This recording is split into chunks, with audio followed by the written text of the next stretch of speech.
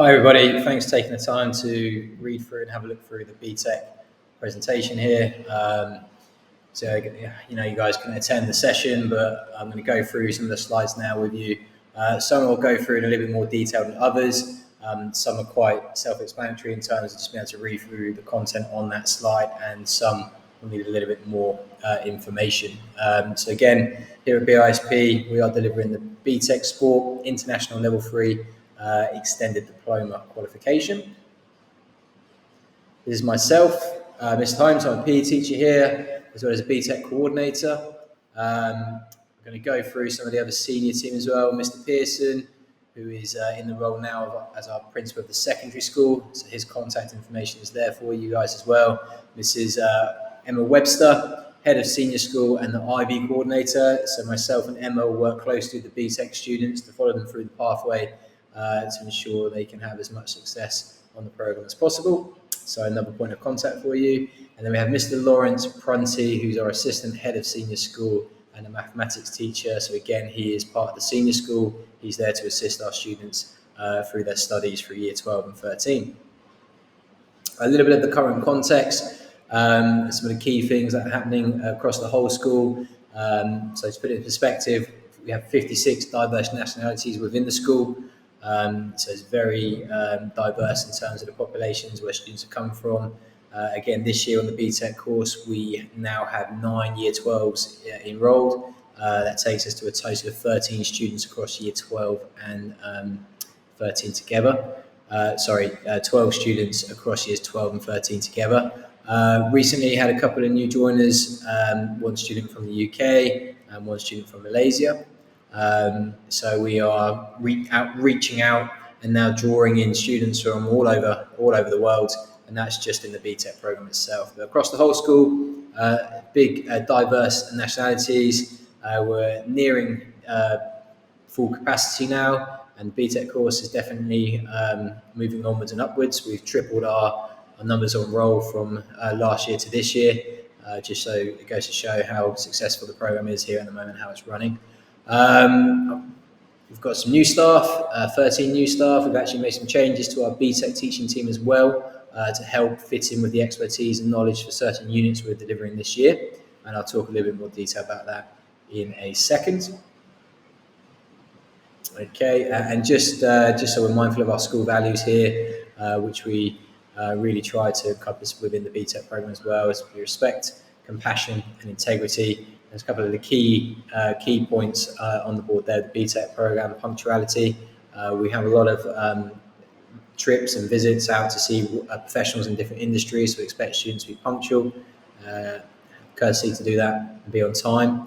That's with lessons as well in school, academic, and also within their academies for whichever sports they might be taking part in. Uniform, we do have some BTEC practical kits which the students will have within the next week or so. So we do ask that they bring those and prepare those ready for practical sessions. They can also be useful when we go out on field trips. Normal lessons in school, they will be in their senior school uniform. So that's the same senior school uniform as the IB cohort and the BTEC cohort together. Key thing for BTEC, with it being 100% coursework, is sticking to deadlines, managing the time effectively.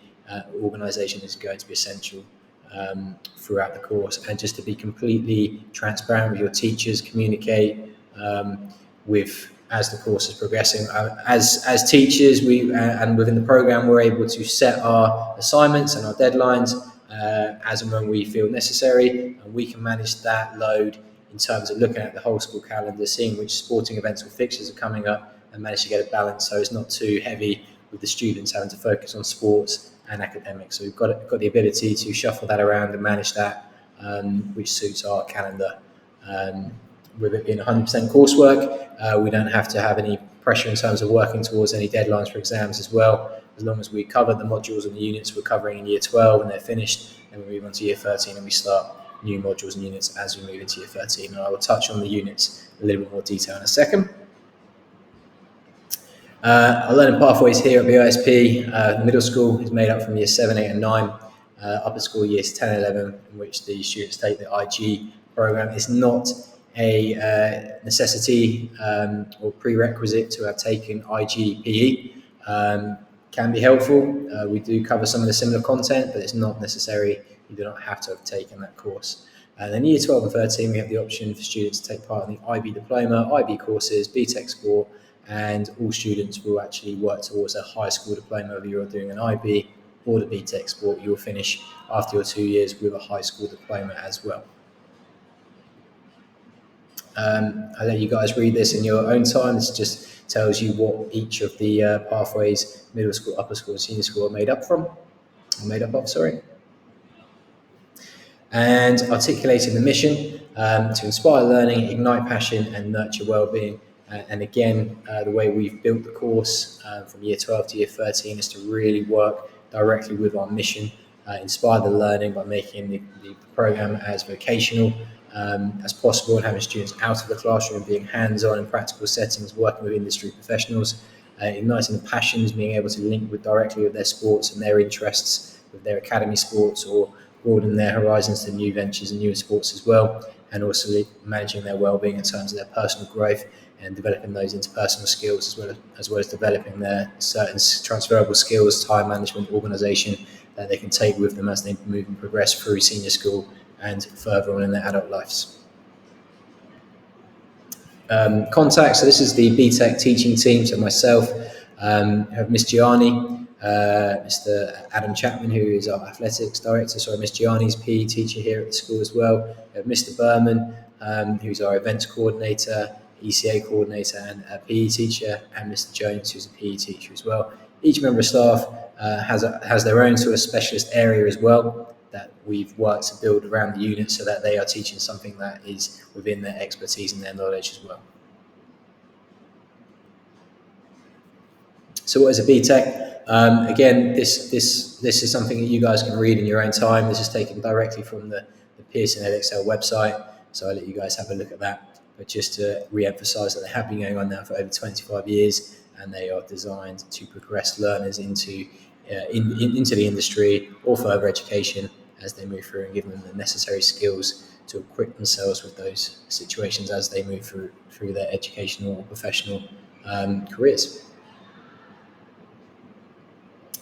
Here at BISP, our BTEC Sport program is running from years from 16 to 18, so year 12 and 13. It is a worldwide recognised qualification, and it's the equivalent to the 3 A-levels. Same size, same content of delivery, so it is up there as academically as the 3 A-levels.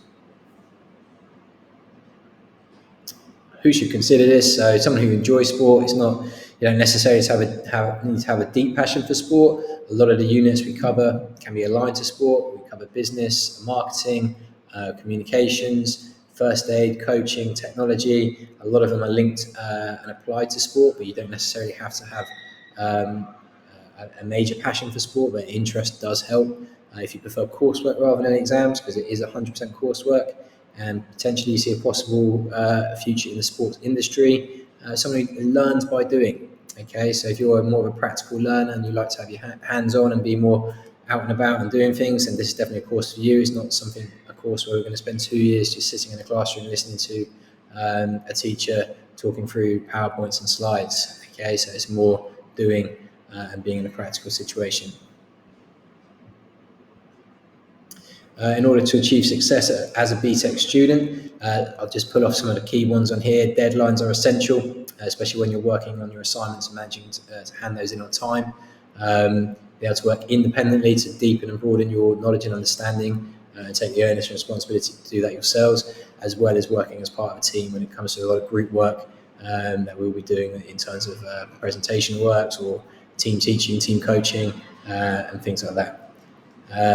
And again, it is just a case of being open with your communication, being transparent, and having those conversations with your teachers as to managing your load, managing your expectations with sporting commitments, as well as your academics as well. Okay, so here we go. Here are the units over the 2 years. So this is what we study. We have a number of compulsory units for the extended diploma that Pearson say that we must deliver over the 2 years. So they are within the program. And then we have optional modules that we've selected based on the expertise from our staff, based on the facilities, based on what's suited to Phuket and Thailand, and also what links directly to the high school diploma, and I'll touch on that in a second. But you can see from that there's a complete broad range of units, and it really gives students an opportunity to try different areas, something they might not necessarily have tried before, and see if it's something they want to then further on, move on to university or go in that direction. The units can be taught either in year 12 or year 13. The only unit that is taught just in year 13 is the research project in sport, which is similar to the extended essay that the IB students will take part in. It is kind of like a mini dissertation, which is great stepping stones to university as well. So a really broad range of units. And the way we've built the course this year is that a lot of the new units that year 13 need to have be delivered this year are the units the year 12s are going to take part in as well. And then come next year, the year 13s will have graduated. The year 12s will then do the units that they haven't done that the year 13s actually did in year 12. So kind of flip it on its head a little bit. As the program grows, as we get more students, we will look to branch off and split those cohorts to a year 12 and year 13. But we still will have some units in which we will overlap with year 12 and 13 to get them working collaboratively and sharing their ideas and building a whole community within the BTEC Sport team. Okay, so that's the units. How do we study? So it is 100% coursework, so it's a mixture of different types of assignments and assessment methods. So it could be doing a presentation, it could be writing a report, it could be designing a Google website, it could be a scientific poster, it might be a question and answer session with industry professionals. So there's multiple different ways of being assessed and achieving your criteria for different units. Within each unit, there are learning aims. Depending on the size of the unit, there might be more learning aims than others, and each learning aim or aims will have an assignment attached to those. So as a teacher is delivering the content and we've covered that content, they will set the assignment and students will need to work on their learning aims. They will be graded for the end of that unit with a pass, merit or distinction. So the key content criteria is broken down into sections with a pass criteria, a merit criteria, and a distinction criteria. In order to finish the unit with a pass overall, they need to meet all of the pass criteria. In order to finish with a merit in that unit overall, they need to achieve all the pass and the merit criteria. And in order to finish with a distinction, they need to achieve all the pass, merit, and distinction criteria within that unit. So just at a glance, and again, this is taken directly from the Pearson Spec website. Our course here is 1080 guided learning hours, so GLH stands for guided learning hours, so it is a guide, and that is the amount of hours over the 2 years that the students should be having as a contact with delivery of the course. It is made up of 16 units minimum. We actually deliver 17 because a couple of our units are 30 GLH units, so that means we can actually add a couple of extra ones in. Some units are mandatory, like I said before. Some units we've had the option of choosing, and some units have a Pearson set assignment where we don't actually put the assignments together ourselves as teaching staff, but Pearson, the exam board, they send us, or we access an assignment that they put together, and then we don't change the scenario, change the format. That's how it is delivered. The rest of the assignments throughout the other units, they are put together by us as a teaching team. So we change the scenario, we adapt the scenario to meet our sort of area within Phuket and Thailand, and we can set that as we feel fit, that will fit the cohorts that we have, whether that's going to be a presentation or those other methods that I was talking about earlier. And again, it's a 2-year qualification. It's going to take 2 years to study to complete the full extended diploma. So qualification, as you can see on the bottom there, the extended diploma, that the overall grade that you could finish with if you achieve a distinction in every unit. By the end of the course, you will achieve a triple distinction star. You will not be awarded a distinction star in an individual unit. The top grades are pass, merit, distinction, but if you finish with a distinction in every unit by the end of the course, triple distinction star could be the top grades you can be awarded, and the minimum is a triple pass. You can see here there are different tiers to the qualification: diploma, certificate, subsidiary diploma, foundation diploma. So we do have the option that if students are not quite meeting the needs to finish with the extended diploma, or they need to leave early after a first year of study and go somewhere else, they still have the option to complete a certain aspect and leave the course with either a certificate or subsidiary diploma, depending on how much they've managed to work through within that year of study. Here we can see, sort of looking at a little bit more here of attainment. I was talking earlier about the size of units changes, so it depends on the weighting. So you can see from the one end of the scale, we've got a 30 guided learning hour unit, and you can see the weighting of points offered of a distinction is different to a 120 guided learning hour unit, which would be 32 points. We have a combination of 30, 60, 90, and there is just the 120 guided learning hour unit, which is the research project unit, which they will do in year 13. We do not have a 180 guided learning hour unit. So it's a combination of 30, 60, 90, and then the 120. So again, students are trying to work their way through those units to achieve as many points as they can and complete to the highest level of their ability, whether they're more competent to work at a pass, merit, or distinction. And then these points will accumulate to their end transcript, which I will show you what that looks like in a second. So here you can see the extended diploma.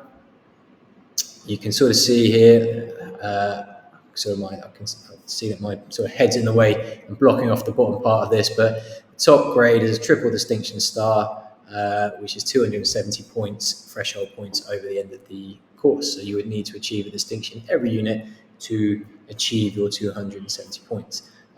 We can see that the minimum expectation to pass overall for the extended diploma is the triple pass. That's 108 points. And again, that is actually something that can be achievable in a first year of study to accumulate this 108 points. But again, you have to be committed and complete the mandatory units. And one of those is the research project. And the research project can only be completed in year 13. So you would need to make sure you do complete year 12 and 13 worth of studies to achieve your full extended diploma. So this is a little snapshot again of what a sort of transcript can look like. We've got the units that the student has studied over the 2 years. Okay, we've got the total amount of guided learning hours. So they've done the 1080, so that would be amount to the extended diploma. You can see here that it's either a internally set assignments, that's by teaching staff here, or it is a set assignment by the exam board, by Pearson themselves here for that unit.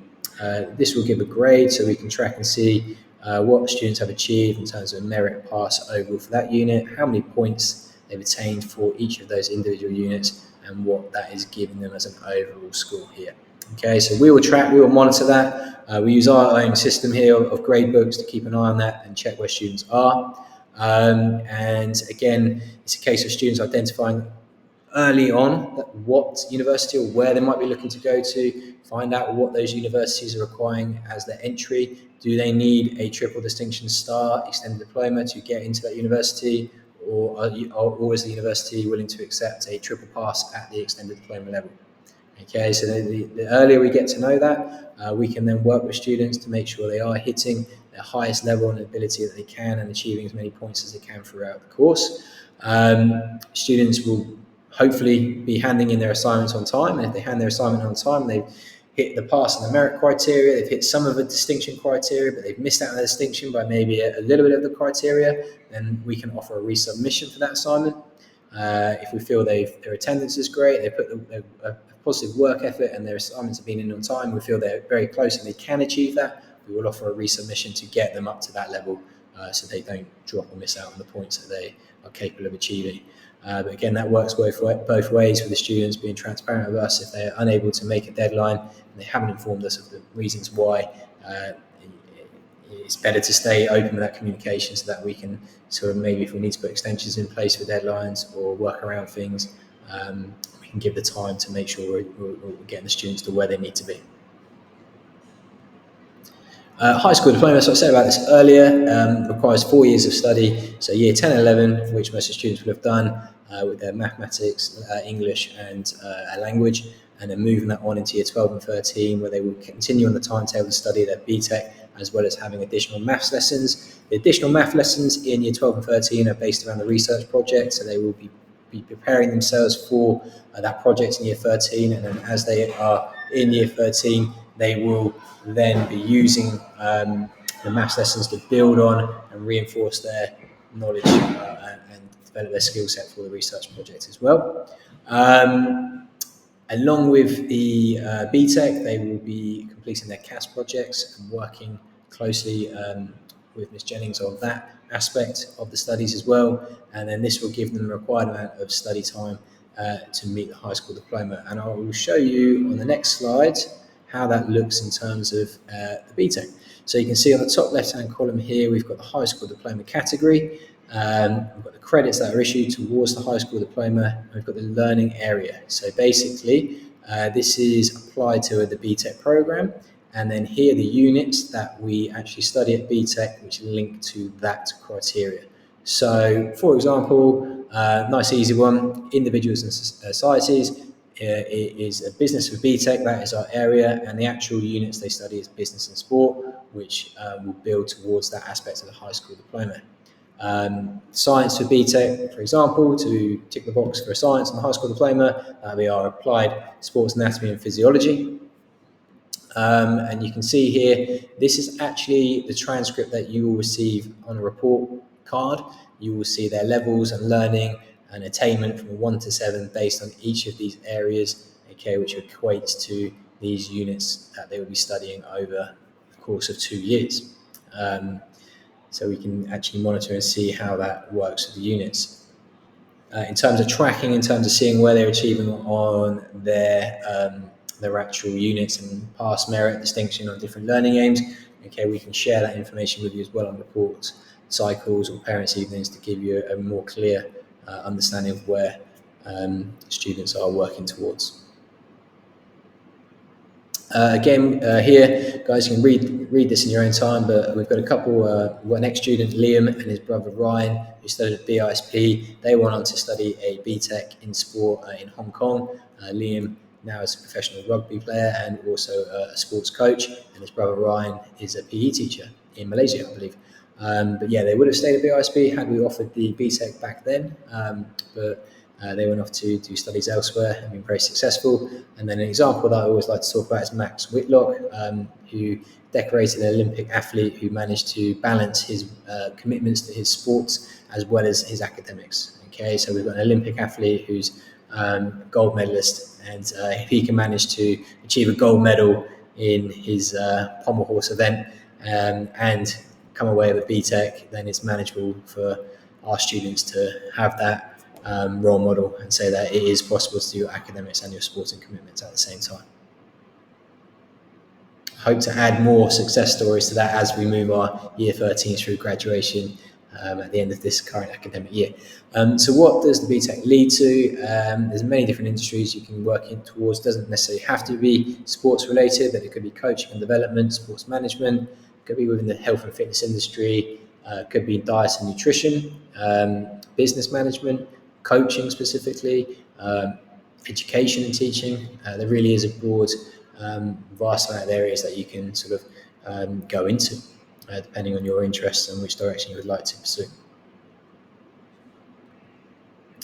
What our university counsellors say, I'll let you read those comments on your own, but I will just re-emphasise that we work closely with our counsellors and our students that are applying to universities to make sure they are working towards the level required to be accepted into those universities, and we build the skill set so they are more attractive to those universities, and if the university is not the direction they were going to go into employment, then they're more employable. So throughout the course we'll be developing and working on obviously a lot of transferable skills as well as additional qualifications such as first aid certificate, first aid CPR certificate as well, and we will look to build in some of the coaching badges as and when we can, to give them extra strings to their bow and be more employable and be in a better position for university. Transferable skills I spoke about earlier, guys. So this is a number of reasons that we love the BTEC course and that students gain from this. It's just having those skills, those everyday skills that you'll take into the real world with you and be fully equipped with. Prepares you fully for university, prepares you for employment. Okay, key things in terms of being able to understand and think critically in different situations, working with experts in different areas and fields, having those adult conversations, asking deep, meaningful questions, communicating, working collaboratively, and helping to influence and present public speaking skills, which is hugely important and moving into different areas in terms of being able to present and handle a presentation and put something together and speak to groups, speak to people, a skill that in somewhere in your life you will have to present or talk to people. So building those fundamental skills there, and then looking to build on things to do with self-management, being adaptable, resilient, and moving forward with those. Again, here guys, you can click the scan here QR code, which will take you to our website. This links and can show you some of the course highlights from last year. Last year was our first year of delivery, and you can see some of the things that the students did in terms of being out and about in field trips, and also industry professionals that came on site that we worked with closely. And again, we've got lots of things going on this year, and we'll keep adding to our highlights reel on the school website, so keep you in the loop with how they are doing. Questions, feel free to email me if you've got anything you need some more information on, or just a little bit more of a deeper understanding on something. You have my email address at the start of the presentation, and then a couple of useful links here. Direct link to the BISP BTEC webpage. The student handbook is on there as well, which students will read and sign a commitment statement for their commitment to their studies and all of that. And then also the Pearson specification, which I've referred to quite a lot on this presentation. There's a direct link to the Edexcel Pearson webpage and the Pearson specification that you can have a look through in your own time, and you can actually check into all of the unit content and all of the specifics to do with each of the units that we are delivering. But yeah, like I said, any questions, feel free to drop me an email. Thanks for taking the time to listen and read through the presentation, and I look forward to seeing you as and when throughout the year. Thank you very much.